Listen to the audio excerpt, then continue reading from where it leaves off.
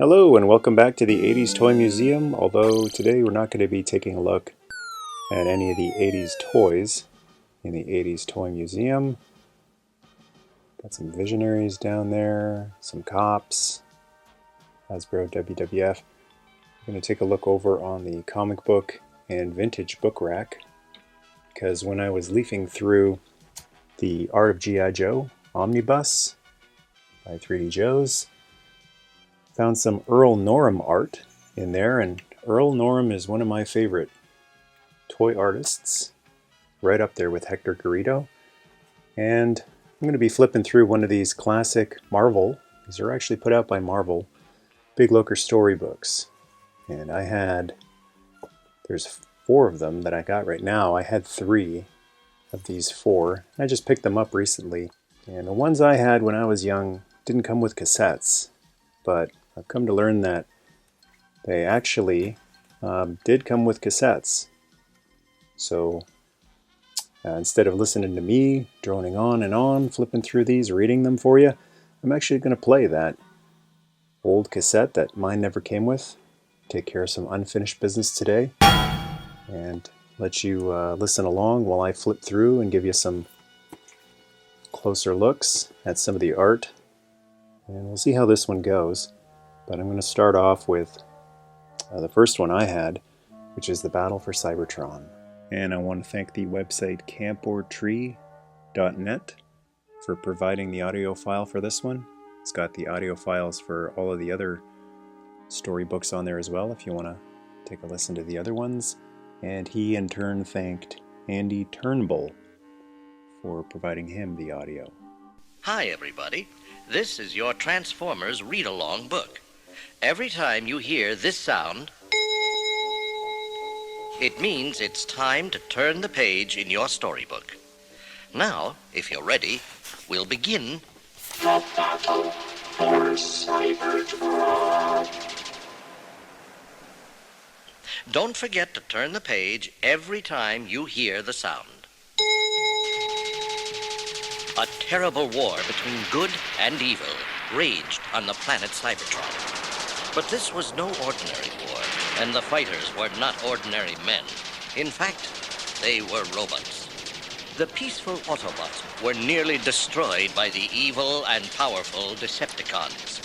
The Decepticons planned to rule Cybertron and then make war upon the entire universe. But the Autobots fought back. They too were mighty warriors, and they battled bravely. They refused to give up. 1,000 years went by, but the terrible war continued. The damage had become so great that Cybertron was shaken loose from its orbit. It was now hurtling through space, out of control.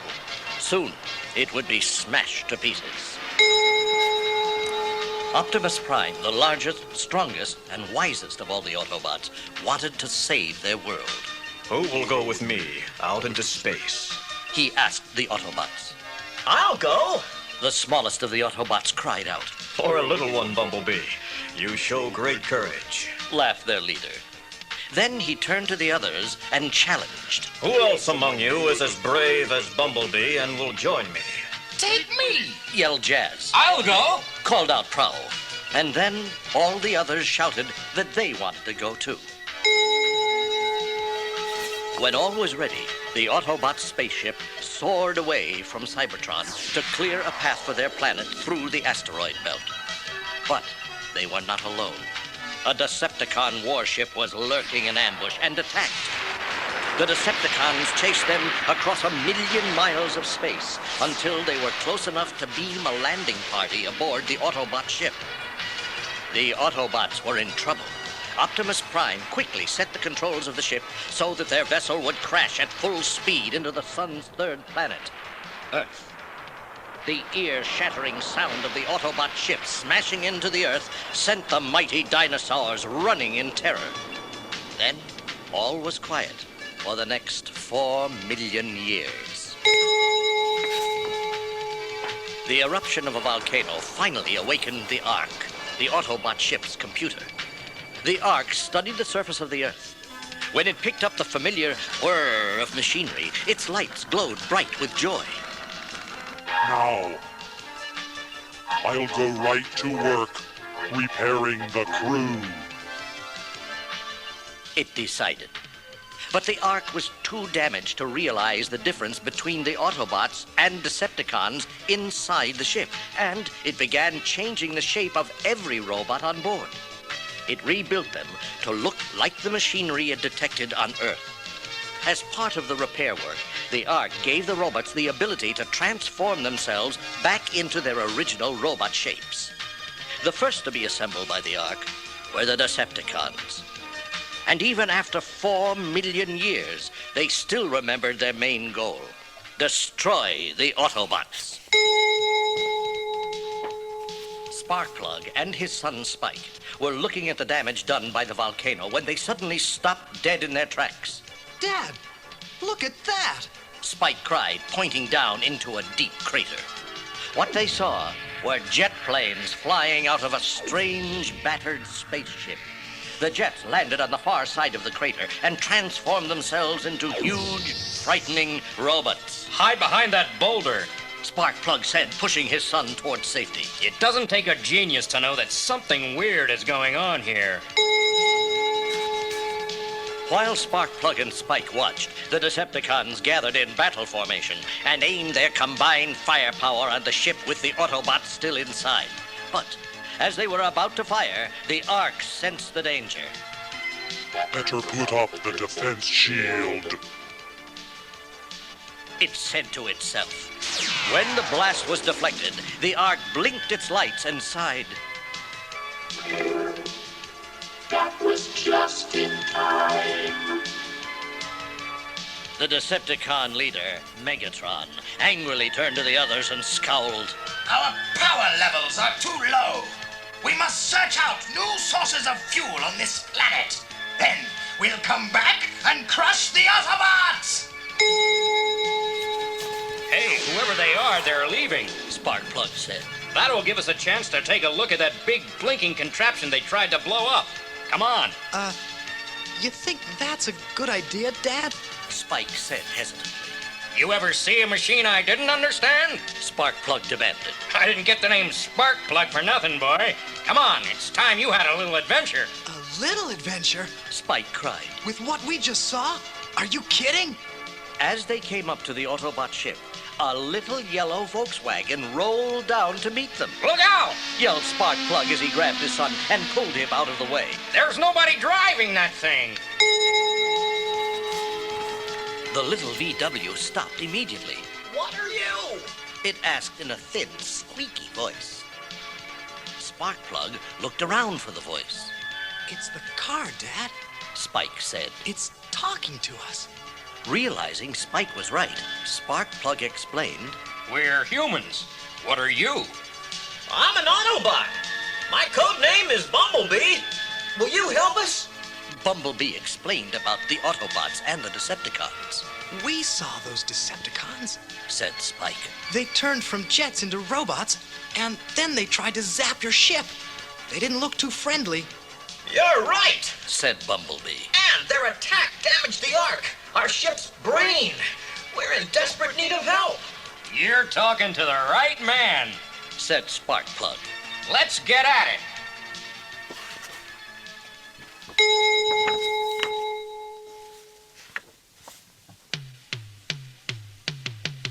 Sparkplug had never seen machines like these before, but he fiddled with them until the wreckage of the Autobots formed into a fleet of cars and trucks.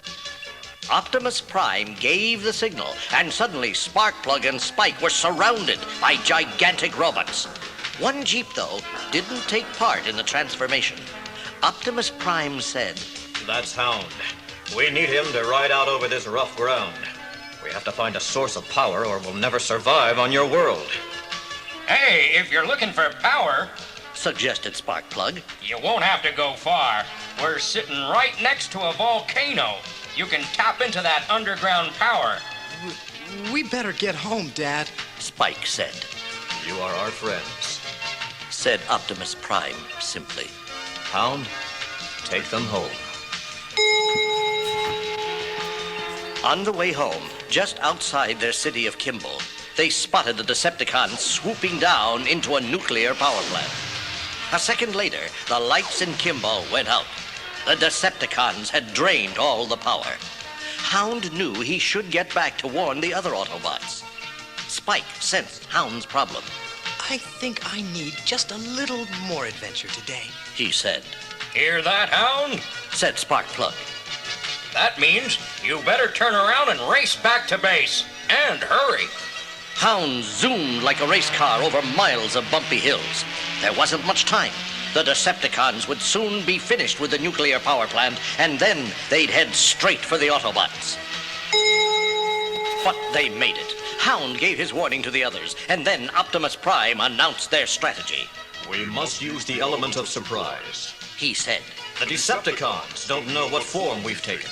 Let them come here and attack, but we won't be here. The Ark will defend the ship.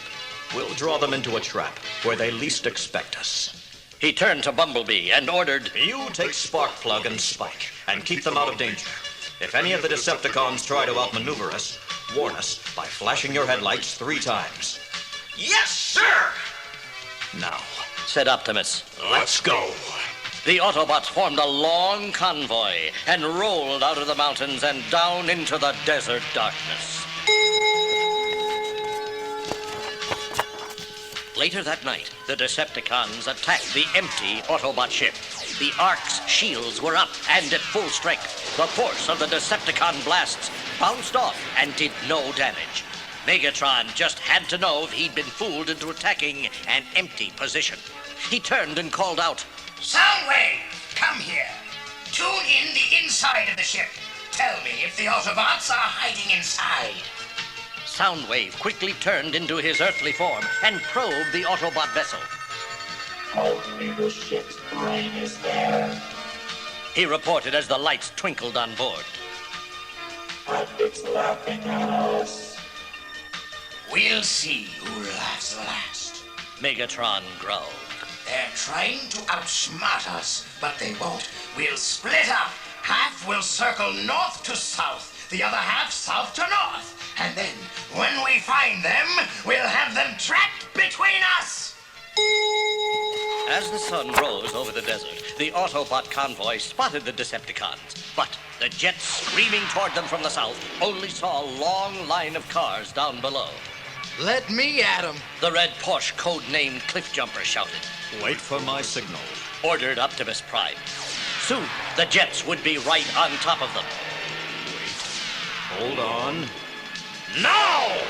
The line of cars suddenly transformed itself into massive Autobot robots with their weapons aimed up into the sky. Fire! Came the command. The Decepticons were completely fooled.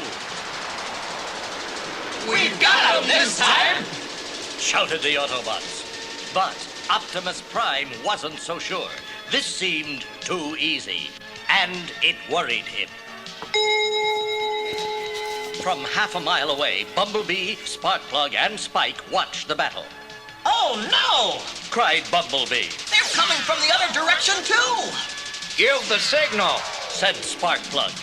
Bumblebee blinked his headlights 3 times, over and over. I don't think they see it. Spike said in a shaky voice. Sparkplug slapped his forehead. You're right. The sun is right behind us, and it must be blinding them.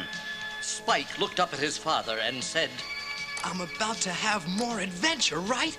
Just a little. his father teased. Okay, let's go, Bumblebee. Bumblebee, Sparkplug, and Spike got there with their warning with just seconds to spare. Optimus ordered his troops to form a circle, and a moment later, the battle exploded over the entire desert sky. The Decepticons were at full force, and it was Starscream, firing his null ray rifle, who did the most damage. He struck Optimus Prime, short-circuiting him. With their leader out of action, the Autobots started to panic. The Decepticons surged forward, sensing victory. Meanwhile, Sparkplug was digging inside Optimus Prime's body and doing some very fast tinkering. Suddenly, Optimus snapped back on, as good as new. The Autobots took heart from the return of their leader, and the tide of battle turned. The Decepticons had had enough. Besides, their fuel was running low again. Megatron picked himself up off the desert floor and signaled the retreat.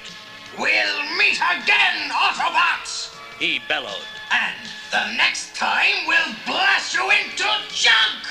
The Autobots had won. Finally, Optimus quieted their cheering and said, We have had a great victory today, but it was possible only because of the help of our friends, Sparkplug and Spike. Earth must be a wonderful place if it holds such fine humans as these. We must vow to protect this planet from the Decepticons, just as if it were our beloved home, Cybertron. As far as we're concerned, said Sparkplug, Earth is your home. You're our kind of machines. Right, Spike? Right.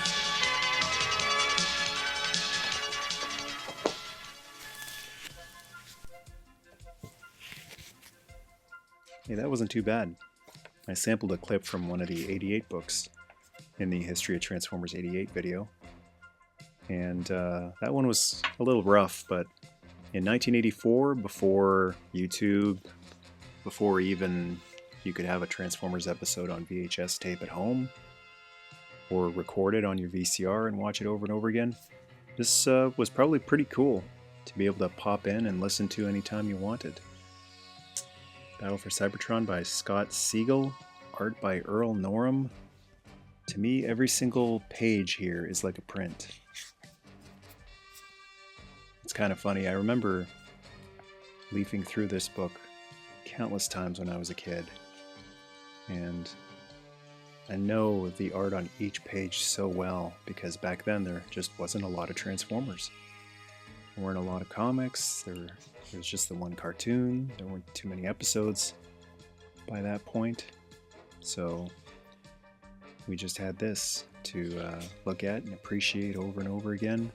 I remember this one being kind of a boring shot because there's no Transformers in it. Oh, there's a little guy in the lake there. But the artwork, it's funny, as a kid looking at this, it's just Transformers art. Didn't really think much of it, but looking at it now as an adult, it's some of the most incredible art that I've ever seen in my life. Earl Norem really was one of the all-time greats, not just for Transformers, but for all art that he did. The amount of sketching, shading, beautiful, just beautiful. So, as a kid, flipping through this, I just looked at it for the action and the story, and now as an adult looking at it, I just appreciate it for the time and talent that went into it. I've been enjoying this art for years, just looking at it on a computer, but really happy to actually own the original book now and have each individual piece of art in it. Looks like we got ourselves a convoy here. Beautiful.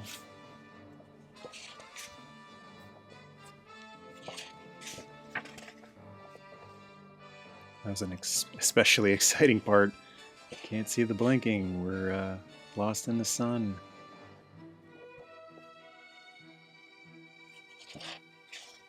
Optimus takes some damage. I recreated this scene right here with plasticine many times. And Optimus taking all sorts of other damage as well. Is that a Diaclone wheeljack there? I think he might be in his Diaclone colors there. It's red instead of white. Oh, that's a Diaclone blue streak as well. So this was all put together before the cartoon, using the original color schemes. There's Cliff Jumper, oddly happy for a change. All the Autobots are so happy. And the Great Car Rally is one that I had as well, and one I have right now, so maybe down the road I'll take a flip through that as well with the audiobook, audio cassette going along. Hope you enjoyed this flip through. Thanks for watching, and until next time, Nerdmas Day.